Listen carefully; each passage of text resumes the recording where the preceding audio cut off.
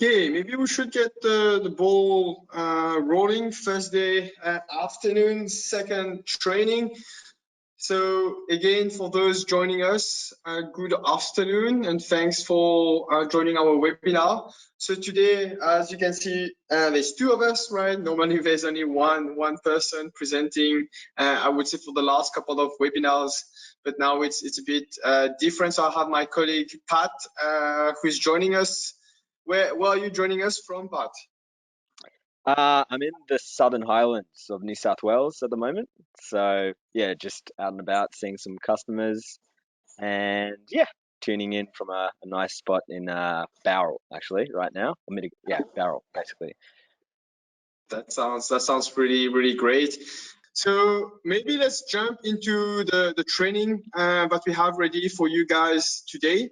So maybe I will just give a bit of a reminder with what we did with the first one if you didn't attend the first presentation. So basically what we're doing is a webinar series, and also it's a bit different from what we usually do, right? So usually we have a presentation, we just go through the presentation and then we take the questions. This webinar is a bit different from the other webinars, which basically we are testing, we're experimenting right now.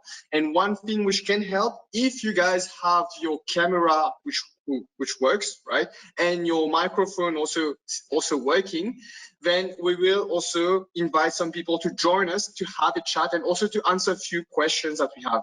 Don't worry, it's not as if we're gonna, it's like a test, right? It's not like it is, I'm gonna question you about all those things. We just want to get your opinion and also do a bit something which is different instead of being only one way. Of course, sometimes we can't always be everywhere, so that's where we do this webinar where we can discuss different topics with installers, also like a bit like a podcast, let's say this way, right? So that's going to be the plan, and of course there's also at the end I will do a bit of a summary of what you guys can actually win, just to give you also some info about the whole process. When you guys come in and participate, there's also some freebies that you can win, and also if you attend a certain amount of webinars, there is a voucher that you can also win there. So again, a lot of things that you can win. I think I said win so many times, so I think you guys are on it pretty well. So let's maybe go through some slides first, and then let's have a look at some questions. So all right, so today what we will, there's already a question, yeah, okay, so you guys can hear and see all the slides and ourselves. So today what we're going to talk about is Fronius optimization, right? And when we talk about Fronius optimization, we will focus on things, right? You can be basically a business owner, or even, let's say, someone working for a solar company.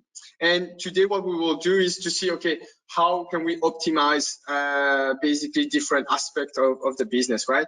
So when we talk about optimization, and maybe let's see if one person wants to come online there, right? When we talk about optimization, what comes to your mind, right? That's basically the question. When we say, someone say, hey, optimization, what comes to your mind? Maybe if anyone wants to join the conversation there, just raise your hand and we'll unmute you, and you can basically join us there. Yes, by optimization, I would imagine that we're looking at the return on the investment in the equipment. That's a very good answer, right? It sounds like you summarized our whole presentation today, right? And I was not actually expecting this answer from you. So where are you from, Frank? We're from Newcastle, a company called Elite Power Group. Nice. I guess you have met Pat before. Oh, we know Pat very well. Good to see you there, Frank. We're probably Pat's biggest headache. Not at all. Oh, definitely. Maybe I will give his secrets away, right? Maybe you are one of them. And Sebastien, I can detect a Mauritius accent in your French. You're giving everything away today, I can see, right? Throughout the session, it's gonna be a hard one to try to surprise people here. So Frank, definitely we have some freebies going your way. If you don't mind me asking, and let's say we send you a Nike jacket, right? What size, if you don't mind me asking online, or if you want to take it offline, I will leave it up to you. Well, a jacket about a men's size would be good, or maybe an L. L? All right, so we have your name. Yeah. We have your name and we have your contact details here, so we'll send you some freebies here, all right? Thanks so much for joining us, Sebastien. Frank. There will be still more questions, so guys, feel free to join us and have a quick chat. Well, thanks again, so we'll just mute again all of you guys. So optimization, right? What I would think people will say when it comes to optimization, I thought you guys would say optimizers, right? Because that's the first thing that comes to mind. But here we are not talking about optimizers. We are talking about basically, as Frank said, the payback of the system and how can we make things a bit faster also, right? And when you look at the picture, we always look at time, right? So if you look at those two pictures, the question is, do you want to be, if you need to drill a hole, for example, do you want to use the machine on the left or do you want to use the machine on the right? Yeah. And when you look at the big picture, when it comes to solar design and solar configurator, it's basically kind of the same process, right? Do you want, when you go on a site and you need to design a system, do you want it to be fast and quick? Or does it need to take a bit of time and look for the actual solution? So what we think in terms of, let's say, the whole design, right? So here you can see a system, or like a house there, right? Where we want to put solar, for example. It's actually it's actually my place, I would say here, where you want to actually put solar, right? So when we talk about optimization and we say time optimization, when someone go on a site, they want to feel confident that, okay, the product that I will use on this site will be quite straightforward, right? I don't need to think, oh, will it work? Or I'm not sure, or maybe the string layout won't work on this job. You want to make sure that the process is easy and as simple as possible, right? And also, again, if you're a business owner, as an example, or if you're working for a solar company, you want to make sure that your life is quite simple, right? So that's why, for example, if you go on our Solar Configurator, which is a tool available for you for free, you can just put your system, your panels that you want to use. So here, for example, we use Trina's 400-watt panels, and select your inverter. From there, you can have different options, right? So here you can see the first list of options. But what you really want is to make sure that you have multiple options, right? So here you can see all the different configuration which is possible on a Primo 8.2. And for example, if you look at the bottom here, you can do strings of 3 panels as an example there. So what's the process in terms of the whole solar configurator and the tool there available for you is that you don't need to spend time worrying if things will work or not.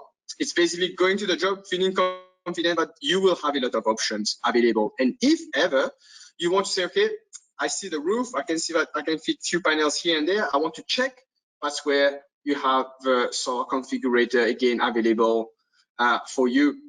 And for example, here you can see the final design with the whole product selection. So we had the Fronius inverter, the Trina panel in this case, and then from there we have the whole layout here, right? So you can see there is 2 strings of 7 being parallel, so 2 different orientation, and then 1 string on the second tracker here, right? So you can see simple, straightforward, efficient, and optimized, right? Now, if you want to go to the next level and you want to use a quoting tool, we have a Solar.Creator which will come out. So we will do a separate webinar on this, where you can go through a process. You can select if it is residential or commercial, but then you will create a report which you can provide to your customer, right? So it won't just be, okay, I go on the solar configurator, I look at the design. It will be basically looking at, you select the location, you can also simulate some consumption. And then from there, you do all your design, all the components, and at the end of the day, they see something, everything from a manufacturer as an example, right? So this is also a tool which is out. You can type Fronius Solar.Creator on Google, and you can test it out, see how you feel about it. But also it is an option, right? And again, we're not going into charging you for this particular service. It's free for you guys to use there, right? So that's why we want people to have again a simple report, easy to understand, and all coming from one place, which is a tool which is available for you. So when you think about, okay, when you work for the company or as a business owner, again, you come in, you have a simple tool. It's really easy to use for the team, and also they need to be efficient. So the steps in terms of designing and giving the report itself needs to be as simple as possible, right? As if you can do it with your eyes closed. So here you can see some of the final product proposal which is available, right? Now, of course, nowadays we are really looking into selling a lot of solar system, right? So that's how Australia is. There's a big uptake, right? Of course, the next step is how to use your energy more efficiently, right? And also battery simulation as an example. So going down the track with time, of course, maybe a lot of you guys will need to go back to your customers, right? And when you go back to your customers, you can say, hey, look, let me see your power bill, or maybe this size of battery, or I do a bit of automation for you. It will increase your self-consumption. This is, again, going back and kind of shooting in the dark, right? You're not 100% sure, okay, what size of battery, will it make sense? Will it not make sense? Okay, I can see a bit of excess. That's where we want to optimize this process. How do we optimize it? First, here you can see our heating or Ohmpilot simulation that you can do on the Fronius Solar web. So if you have a Fronius inverter and a Fronius smart meter installed, that's some simulation you can do. So this is the heating part. And then this is the one which I think a lot of you guys will be interested, which is the battery simulator tool, right? So here you can change the size of the battery and see how, let's say, independent you are from the grid. So for example, I have customers coming to me who use this tool saying, hey, I changed the battery size. Nothing is changing in terms of percentage. What's the reason behind it? Is because those customers didn't have enough excess of power. So what does this mean? It means that maybe we need to add more panels as an example. So here you can see, again, this is the optimization process that we want to implement so that your life is easier in the future also. The next part is optimizing performance, right? So maybe let's try to bring some people on or back on if possible. If anyone wants to join this particular conversation about performance, can we get some hands up when we talk about optimizing performance? Okay, we have Eddie here, so let me unmute you. Eddie, can you maybe unmute your, wait, just give me one sec. Now, I think it's possible, yeah. Can you unmute yourself now, Eddie? How are you today? Good, thanks. Where are you from, Eddie? I'm from Coffs Harbour in New South Wales. Oh, that must be a nice place to live around there. Yeah, very nice, but we're getting a lot of rain, but then so is the whole of New South Wales, I think, at the moment. It's only one day or 1 week, right? So you guys will be all right. Absolutely. Everyone's getting a free panel clean this week. Actually, that's a good example. So Eddie, is it Eddie, right? Is it how I pronounce your name? Correct. Yes. So Eddie, tell me a bit about when we say performance and optimizing performance. What do you think about, especially when it comes to a solar system? Yeah, I mean, literally starting at the roof, you know, where are our panels located? Which direction are they facing? How have we designed our strings? What cable sizing have we used to get the right amount of power from the roof down to our inverters? How have we fed our inverters? What AC cable runs do we have? How have we kind of made it so that the tolerances are the best that they can be? across, shading, voltage losses to make sure that the system's humming along as well as it can. Okay, that's a good example. And tell me, how do you optimize performance when, for example, you said you're around Coffs Harbour, right? Yeah. How hot does it get around your area? Yeah, do you know what? It doesn't actually get ridiculously hot. We have average winter temperatures of 19, average summer temperatures of 29. So I guess we optimize performance a little bit by changing the module temperature from -10 degrees to 10 degrees when we've been using the Solar Configurator tool. That gives us a wider spectrum of options of how many panels can we actually have in different string configurations. I can see that you've been using the Solar Configurator quite a bit, and the tips and tricks there. I really like it. If you don't mind me asking again, Eddie here, if we need to send you a jacket, what size should it be? I would probably be rocking a medium these days, I would say. Medium. All right, so this is noted. So we'll send you a medium one. Thanks so much, Eddie, for joining us today, and thanks again for the part there. So we'll just mute all of you guys again here. So you pointed to few important, let's say, topic there, right? And one thing that you also mentioned is cable run, how to do it efficiently, the length, and also you said shading. What do we do around shading? So let's look a bit about the whole performance. And you also mentioned it gets to 29 degrees, right? And if it is 29 degrees ambient, we know that on the roof, it gets pretty hot, right? Behind the panel, it gets pretty hot. So here you can see a heat map, right, of Australia. And we've seen that every year we're breaking records. We know that it's going to get warmer and warmer, right? And that's the example that we see, right? When you have electronics out there, we need to ask ourselves, how does those panels perform, right? How does those inverters perform?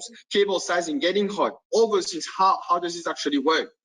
And that's kind of funny enough, here in Australia, you can actually sometimes, in some places, right, you can cook an egg just by putting it on the pavement, right? That's actually crazy how warm it gets, right?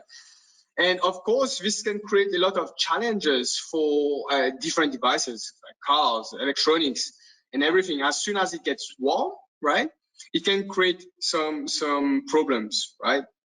And this is what we see, for example, with different cooling systems. So some different manufacturers decide to use active cooling, which means that you have a fan, right? Some prefer to use passive cooling, right? So which means that they don't have fans. And some of the interesting part which we've seen, right? So here you can see a picture of an inverter, right? And you can't see the brand, of course, where, for example, when you look at the manual of the inverters, it tells you that you can't install, or this inverter shouldn't go more than 110 degrees, as an example, right? Or else it can void the warranty. When we did the test and we put, as you can see, the voltage and the power through this inverter, in an ambient temperature of 55 degrees, it went to 115 degrees inside, right? Where the manufacturer itself told you that it is not, it shouldn't happen, as an example, right? So you can see how passive cooled system can behave in a way. And of course, this is an ambient temperature of 55 degrees, which is way more than what it is usually here in Australia. It's just to show you here the behavior of the component, right? So the other part, when you look at the counterpart of the active cooling system, which basically comes with all our inverter, even if it is resi or commercial, right? We do have those active cooling system, and you're asking, why do we have it, right? So first of all, those inverters are converting energy, right? And definitely, if it is warm outside, inside the inverter, it will be way warmer than that, right? So we all know that. Every manufacturer will tell you this point, right? With the cooling system, the first thing that we've seen is the performance, right? When it gets really warm, middle of the day, and the unit has been working for a couple hours, we've seen that with active cooling system, we can harvest more energy, right? So when you have the most amount of power out there available for you to harvest. The other part is also in terms of longevity of the component. Here you can see a picture of the snap inverter. Maybe quickly I'll ask you this question in the tab, and maybe if you can answer the question, you can answer in the question section, right? And I will just take the first one. Do you guys know since when we've been manufacturing the snap inverter, and let's say when did we sell the first snap inverter in Australia? Anyone can guess? Oh, and Andrew, you guess it straight away there. Oh, Marcus Powell also got it. We'll send you guys few merch for you guys. We've been selling those snap inverters since 2013, right? So it's nearly 8 to 9 years now, right? And we have all the data. We've seen our product basically out there. You guys have installed our product out there, right?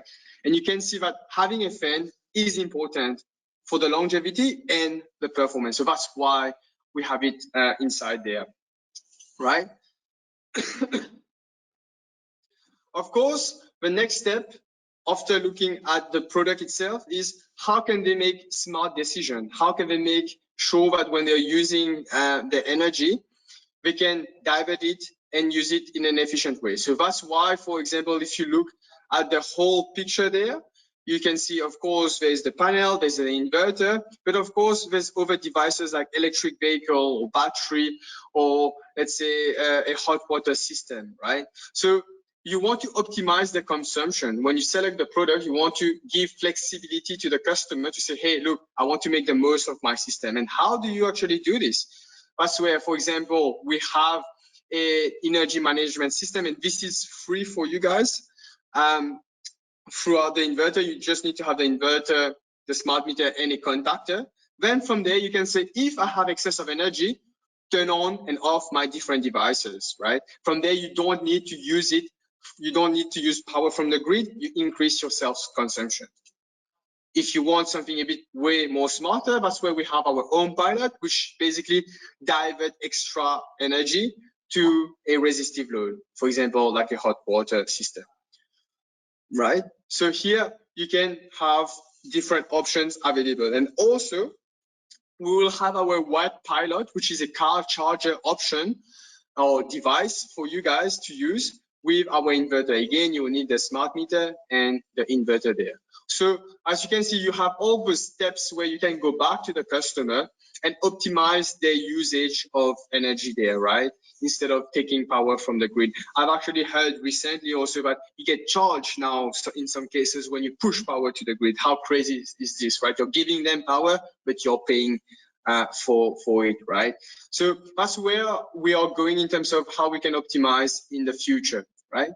Then something that Eddie mentioned, right? Shading. How do we anticipate that? How do we plan that, right? Maybe when you install the solar system, there's no shading, but suddenly a tree appears out of nowhere, right? And how does the inverter will deal with shading, right? That's where, for example, in our inverter, there's all the coding inside, which we call the dynamic peak manager, which we can use to help combating this shading side of things, right? So I'm not going to go too much in details with that. There will be another webinar where we'll explain more specifically how does it work, right? But if you look at results from a third-party study, right, here you can see the whole site where they created shading on panels, and you look at a string inverter versus a let's say optimizer or MLP. That's how we call them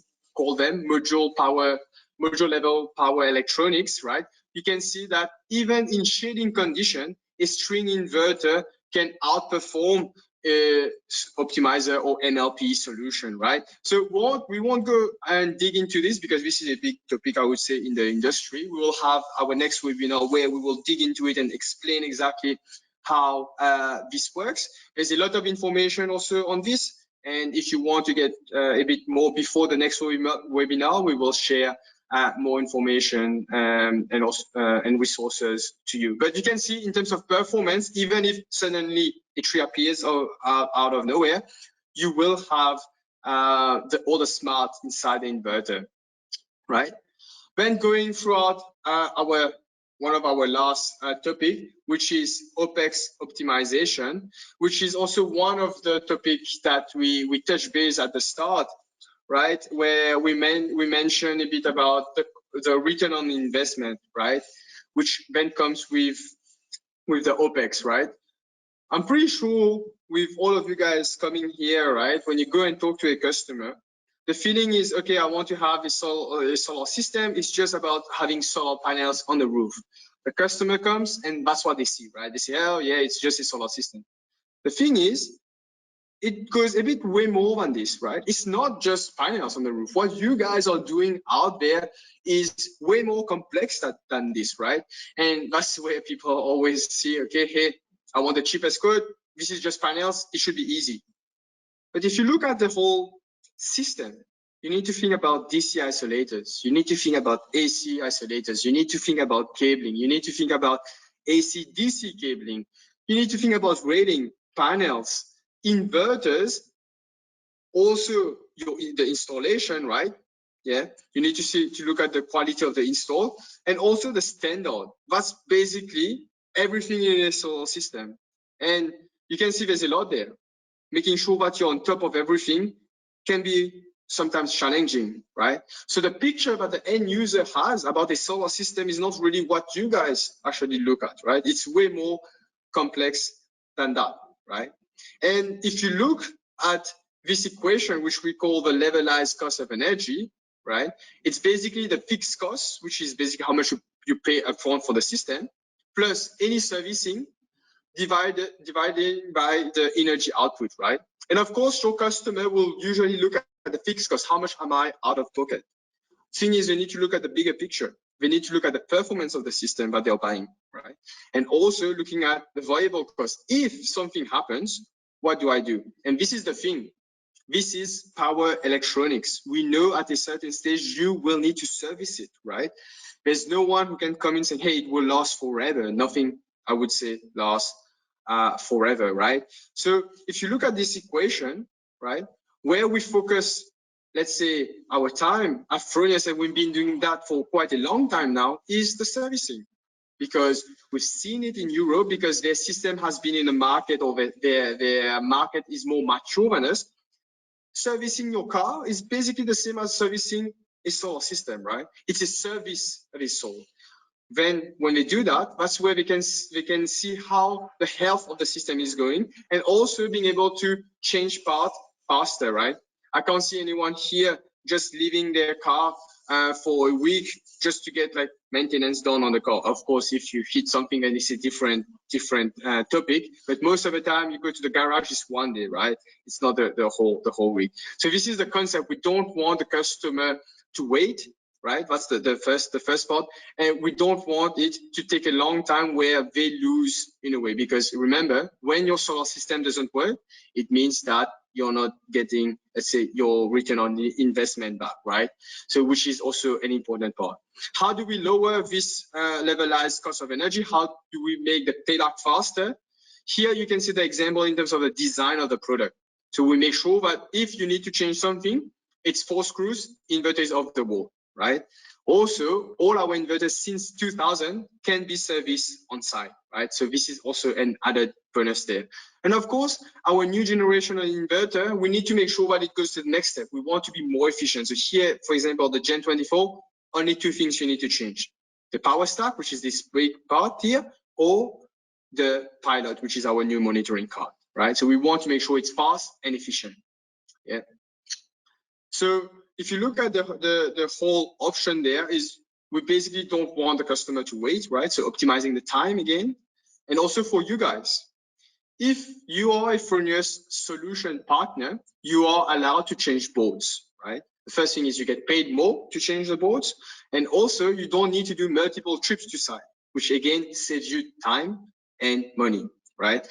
If you look at the whole process, that's what we really want to encourage, because if you think about it, you have a van. If, for example, you go and do, for example, in Coffs Harbour, right, you go downtown, and there's you're doing a new system, and you get a call from a customer in a corner saying, hey, my system is down, can you come and have a look? You have everything there, one trip to site, and it's solved. The next part, as a company, of course, we want to make sure you guys you're paying for the premium product. Of course, it needs to come with the premium service. We don't want you to feel like this guy in this picture, right? Waiting on the phone. That's why we have basically engineers. It's not a call center, it's actually engineers sitting down there. I think when I started, there was only 3, but now there's, I think, 8, 9. We also have an office in Perth with engineers, actually an office, right? Not working from home, office in Perth, where we have also engineers sitting there to help you, right? Of course, it can happen that everyone call at the same time. We can't control that. That's where we also have an app to help you and facilitate the whole process there, right? You can go through this SOS app, says what error you have, right? And then from there you can arrange the exchange also without the need to call us. So this is just another options for you guys to get your product also faster. The next part with lowering the levelized cost of energy is also in terms of timeline, right? So when you have a faulty inverter, it comes back to Melbourne, where we have a repair center and we diagnose what's going wrong. So you don't need to get the result, right? You don't need to wait for us to send the unit back to our international headquarters and then bring it back. So you don't need to wait for a long time. And we know with the COVID situation, the shipping delays, we don't really want that, right? So that's why everything is here in-house, a bit like an independent part here, right? So you can get your answer pretty fast and knowing what's happening. Then I would say the last part is about the whole vision that we have, right? And how do we make our inverter? I always show this picture because for me it's quite inspiring. I have spoken to different people about electric vehicle, and I'm not in the solar industry. I mean, in my personal life, and I know some people come back to me saying, "Hey, you know, you have this electric vehicle, right? And this electric vehicle is where does the power come from, right?" And of course, I would say the grid, right? Even if I have a solar system, but sometimes it comes from the grid. And that's where they said, oh, you feel like you're green, right? You have an electric car, but you're using the dirty power, a bit like this particular picture there, which in some ways, I would say that they are right. Yeah, if you have an electric vehicle and you're charging it from the grid, it's not as if they are wrong, right? But if you look at the big picture, if you power this electric vehicle with clean energy, let's say if your grid is 100% renewable, which is basically the 24 hours of sun vision, right?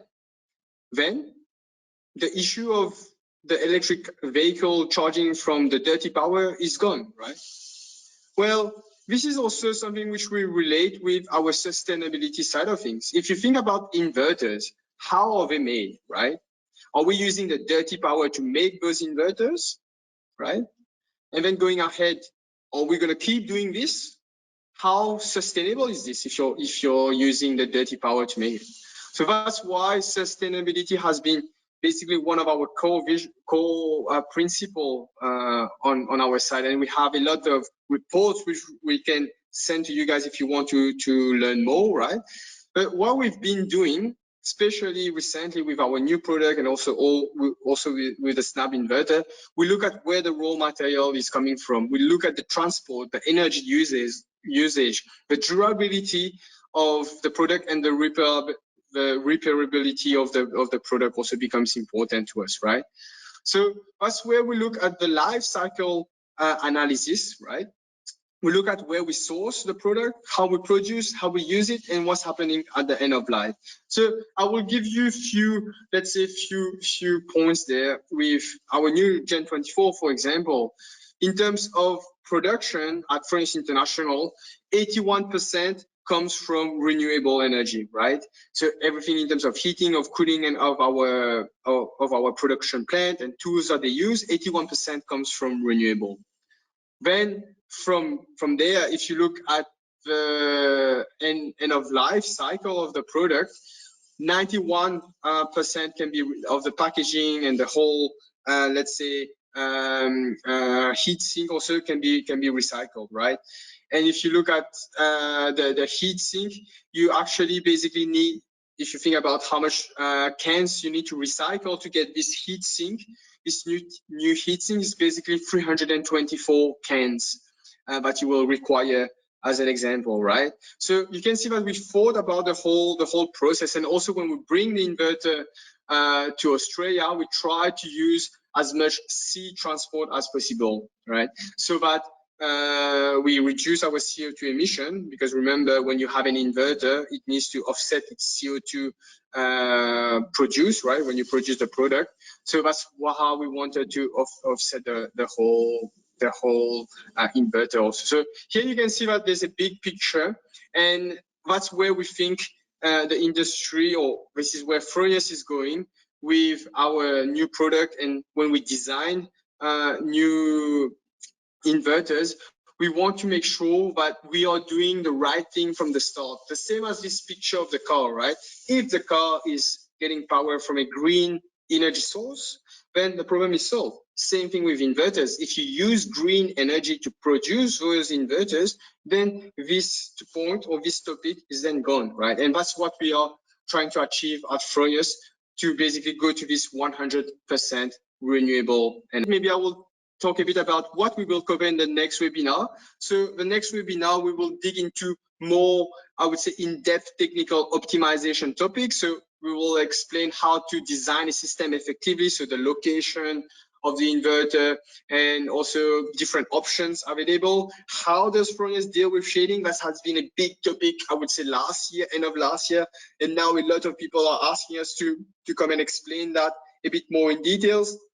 As I mentioned, tips and tricks installing the inverter. We will also explain the service concept. How are we different from what's in the market there, and how to use SOS, right? So we will cover those few key points there, right? So that's pretty much it for today, guys. Let's see if there's any question coming our way here. There is a good point from Andrew Thompson here. I'm not sure if I can share it here, but it's a very good point. So maybe I will try to summarize it without naming any brands there.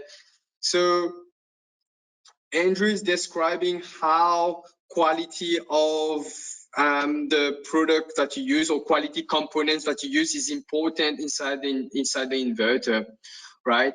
And he's mentioning basically the lifespan of different of those different components. He can't understand basically how can those manufacturers offer 10 years, right? I think definitely it is a good point.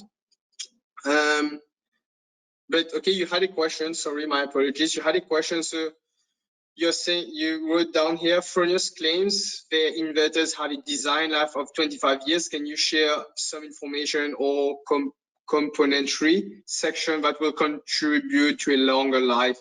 So on this particular point, I will need to come back to you. So we have the question there. So we'll come back to you, Andrew. So this is the interesting thing.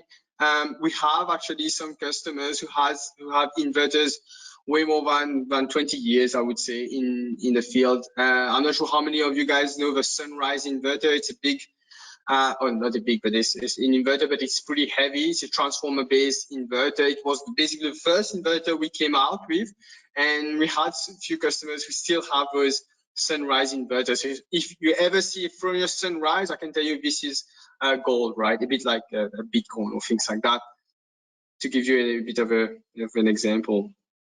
There is another question: is the EV charger available to buy? In Australia, it's not available. It is in Europe. We are bringing this EV charger Q3, Q4 this year. So what's happening is we are doing a version, I think 4 of it. So we will have one which is very, let's say, designed for the Australian market. So it is coming for sure. There's another question there, Seb. Oh, sorry. Yeah. You go. You go. No, you go. That's why I was asking about our headquarters. They are in Melbourne, so in the north of Melbourne. Our head office is there. But as Seb mentioned before, we also have an office over in Western Australia too, with some engineers over there and one application engineer. So yeah, but most of us are over in Tullamarine. Maybe I'll let you share where the headquarters, our international headquarters, because my pronunciation is not as good as yours. And yeah, our head office, so Fronius International, is in Austria. So we have a few sites in Austria, depending on the different departments where they are, because we have a few business units as well. But yeah, that is the head office. But in Australian head office is in Tullamarine in Melbourne. Yeah. Thanks, Pat. The next one is all Fronius inverter comes with 10 years full warranty. You want to answer this one, Pat? So at the moment, our inverters come with what we call the 5+5 warranty. So 5 years full warranty, which includes labor and transport, and then the +5 is a parts only warranty. Thank you. Is the charger bi-directional from Marcus Power? Yeah. So with the charger, it is not bi-directional. It's just to charge the car. That's what we have. Oh, which is also Eddie's question: is it dual direction? So in terms of the charger having, let's say, being able to do, let's say, 2 direction, this is also a big topic. I think there was some news as soon that like someone there's like a company who is designing those bi-directional chargers. Just to give you a bit of information about it, if ever it goes both ways, it means that this, let's say, bi-directional charger will need to meet also the inverter standard. Remember, it's just a charger at this stage. But if, for example, it's doing the conversion DC to AC, AC to DC, right? It means that it will then need to comply with the Austrian standard for inverters. So that's kind of the information we got, right? Again, that may change. Maybe those bi-directional chargers have more information about it, but it's actually one direction. There's a comment there about warranty extensions, and that's yeah, you're basically right. They can be extended, our warranties, so up to 20 years. So either the parts only or the full warranty can be extended for a cost. So Andrew was saying there's sometimes a requirement in some tenders, and some brands can't do that, but we can extend that warranty. That's correct. There's maybe one for you, but in your office in Sydney, I think if you want someone to touch base in Sydney, definitely Pat will be your man there. We don't have an office. I will always say yet. We don't have it yet. You never know in the future, right? But Sydney is an hour away, so yeah, it's a moving office. It comes with me wherever I take it, basically. So that is the office. That's a good one. All right. There's a good question here. Must customers register before they get 5+5? So the customer needs to register online, right? On SolarWeb, right? Go to the warranty page and basically register for the 5+5. That's one thing. As I have a lot of you guys today with us, please make sure that your customers get this warranty certificate, right? You need to do it online to get this 5+5. You need to have at least the certificate, right? Because, for example, we've seen on our side that there's still a proportion of people who doesn't register for the 5+5, right? And we are actually trying to tell them, hey, it's free, just do it. In a way, it's as if you have a free ticket when you're going to market, right? Like a free chips. And you're not taking it. So please make sure you register for the full 10 or like the 5+5 online. So there's a good question. If the customer did not register for the next 5 years, what happened? Basically, you have a timeline, which is basically on our warranty terms and conditions, that you have an X amount of time to register for this 5+5, right? Maybe check this warranty, terms and condition. This is really important. There's another question. If the site do not have internet connection, will the first inverter record the event? I guess we're talking about like a fault. If there's like a fault, would the inverter record the event? Yes. We have like a log of all the let's say error code or state code, sorry, that you get. The thing is, usually I would recommend that you have it online. But yeah, the state code will show on the screen, but we will definitely record the event too there. All right, looks like there's no more question. Thanks so much everyone for joining us today. This has been a pleasure. You guys have been basically one of the most interactive people there, so definitely we enjoy it. I would say I enjoy it a lot, and hopefully we can see also each other soon. Thanks so much for your attendance today, guys. Thanks, guys. Hey, Seb, just before we cut off, I think, yeah, I've just read this. So Tim was saying register after you bought. I think that's how long you have. It's 2 years from the time of installation to register for that 5+5. Okay? Yes. Yeah. Yeah. Perfect. Finishing on a good note. Thanks, everyone. All right. And thanks, guys. see you Take soon. care. See you. Bye.